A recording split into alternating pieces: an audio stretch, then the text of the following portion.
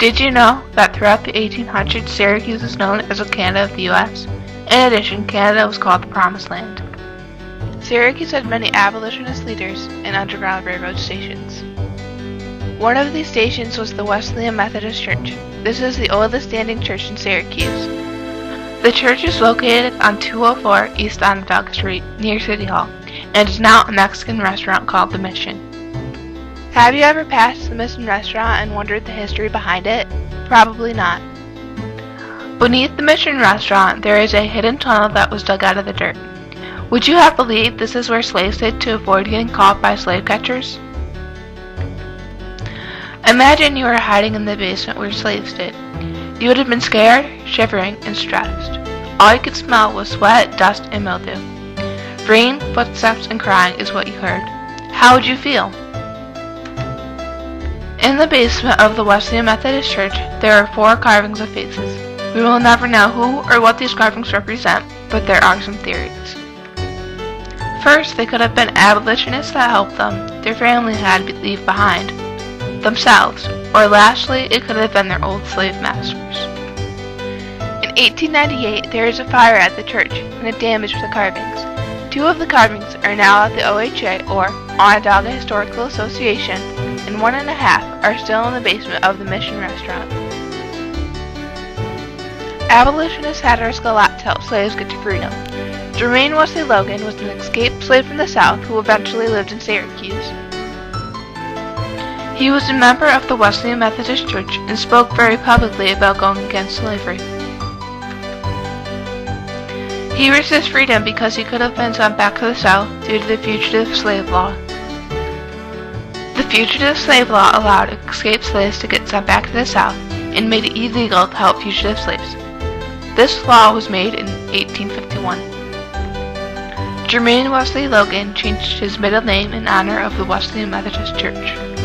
There were other leaders who agreed with and supported Jermaine Logan's cause. In 1846, the Wesleyan Methodist Church was founded by Luther Lee. Luther Lee was the pastor of the church between 1852 and 1855.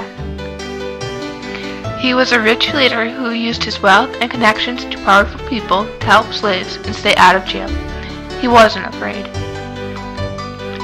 In the late 1800s, Charles Merrick donated stained glass windows to the church, which provided privacy. Interestingly, one of the original windows is still at the Mission restaurant today. A man named Frederick Douglass often spoke at the church about going against slavery.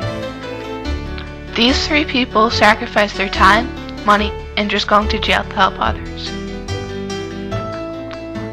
The intelligent abolitionists were very public about their beliefs, which took a lot of courage.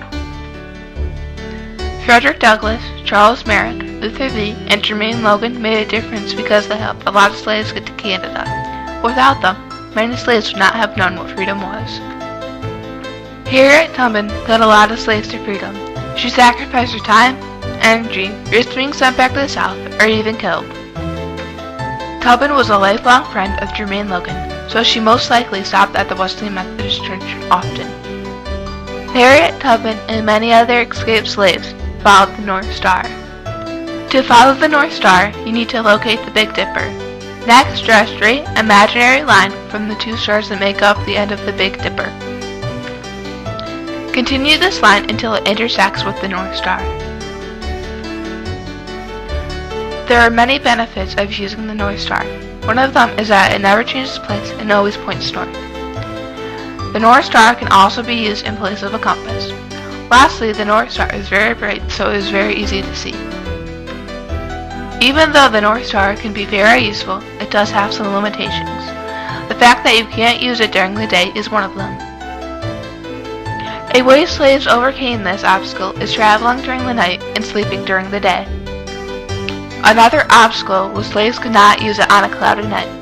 If there is a cloudy night, slaves would have to wait until the next night to travel, or risk getting lost. In conclusion, the Wesleyan Methodist Church was an important station on the Underground Railroad because it helped around 365 slaves a year get to Canada. There were many sacrifices made to make this happen. Would you risk everything for people you don't even know? Next time you pass the Mission restaurant, will you think about the sacrifices made that make a historical place in Syracuse today?